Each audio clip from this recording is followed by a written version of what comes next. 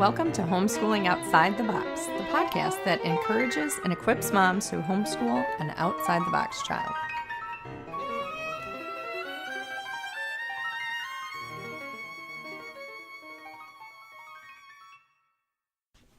Hey there, this is Cindy Renna, and this is episode 4.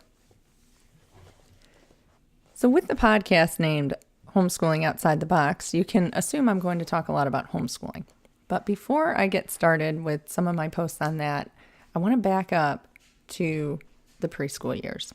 Now, technically, you're not homeschooling, which is why I think it's a good place to start. But I know for a lot of you listening, you do have kids under the age of 6 who are outside the box children, and you're wondering, what do we do with them? Especially if you've got big kids that you are homeschooling, you want to have some sort of a plan with them. So today I'm going to kick off a series called Nurturing the Preschool Years, but be prepared that this might not feel much like our modern education system's version of preschool. I'm simply referencing a time in a child's life before they start school and giving you some ideas about what to do during that time. So let's talk about how to homeschool preschool. In theory, don't worry, over the next few weeks we are going to get a lot more practical.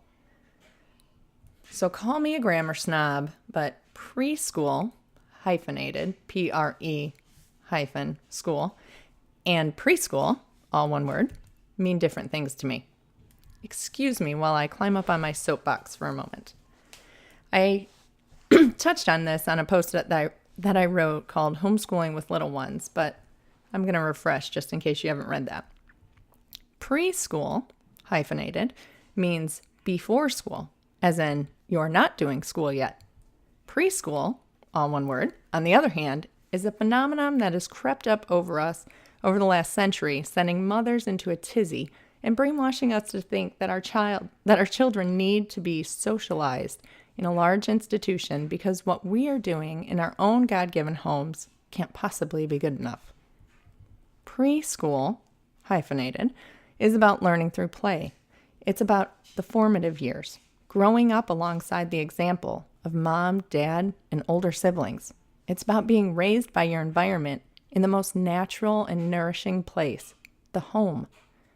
Charlotte Mason said in Volume 6 of her home education series, "We all know the natural conditions under which a child should live, how he shares his household ways with his mother, romps with his father, is teased by his brothers, and petted by his sisters, is taught by his tumbles, learns self-denial by the baby's needs, the delightfulness of furniture by playing at battle and siege with sofa and table, learns veneration for the old by the visits of his great-grandmother, how to live with his equals by the chums he gathers around him, learns intimacy with animals from his dog and cat, delight in the fields where the buttercups grow, and greater delight in the blackberry hedges."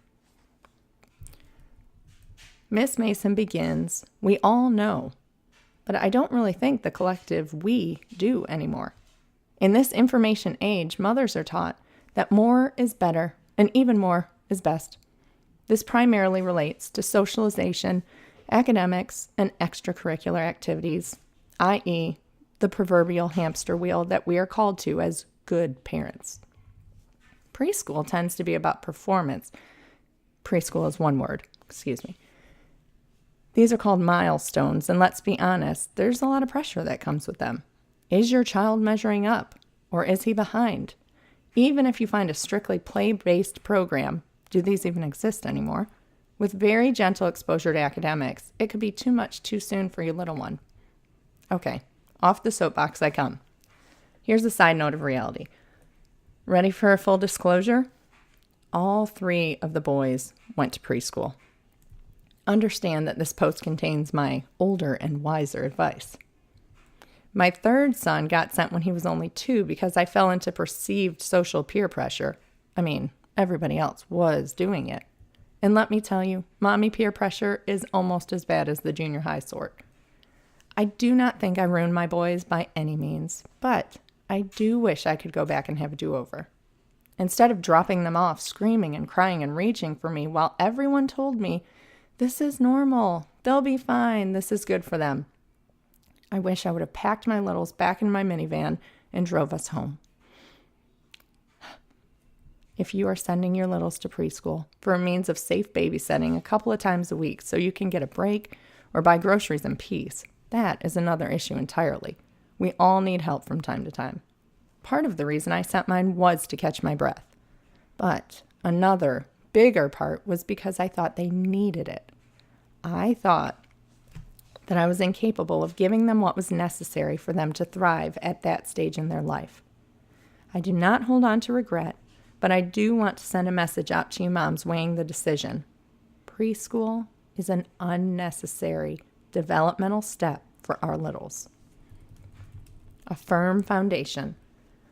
While we were distracted by painted finger turkeys, precious though they may be, and wearing red for Valentine's Day and bringing cupcakes for the Halloween party, I could have been devoting a lot more time to teaching them how to clean up after themselves or snuggling up for a mid-morning story.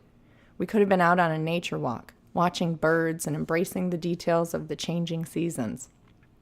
We were so busy during that stage of life trying to get out the door that there was little time to teach them how to dress themselves, tie their shoes, brush their teeth properly. Everything was so rushed in a stage of life that is meant to be so simple. Of course, the challenge is amplified if you have an outside-the-box child, because life skills and solid habits do not come naturally or easily. If you wait until first grade to do formal schooling, as Charlotte Mason suggests, that means you've got about 6 years with your child to build a foundation. After the foundation is built, then you can add formal academics, athletics, and extracurricular activities. Because really, you've got time. They are going to spend the larger part of their childhood with a focus on these things. So remember, for everything there is a season and a time for every purpose under heaven. It's Ecclesiastes 3:1-8. Couldn't this season be its own instead of a rush into the next? So what builds the foundation? Nurturing your young one's mind, body, and soul.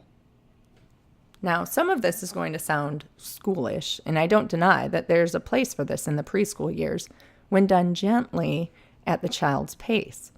Every child is different. One of my boys did not show an interest in learning to read until well into the first grade, while my daughter is begging me to teach her letters at age 3. You know your child best.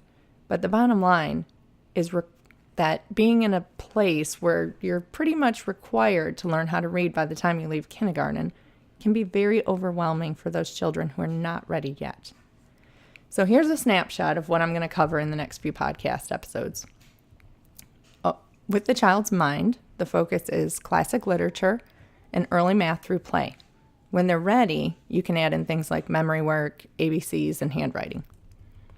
For nurturing their body, that's where we focus on habits, routines and boundaries, sensory play, and outdoor play. Nurturing your child's soul, we will focus on Bible, music, art, poetry, nature study, and family tradition, rhythms, and values. The goals for the homeschool preschool years. Goals for the preschool years revolve around growing the person. As a Charlotte Mason educator, the goal is always about growing the person, but there is a special time in the preschool years that allow you to start off on the right foot. Setting right habits in place during the formative years will make your homeschool run so much more smoothly when you do add in formal academics, athletics, and extracurriculars. This is a precious and fleeting time where your bond grows stronger with your child as their personality really begins to bloom, and it is full of opportunity to nurture the person they are becoming. Well, that's all for today. Thank you so much for listening, and make sure you tune in next time. I will talk to you later. Bye-bye.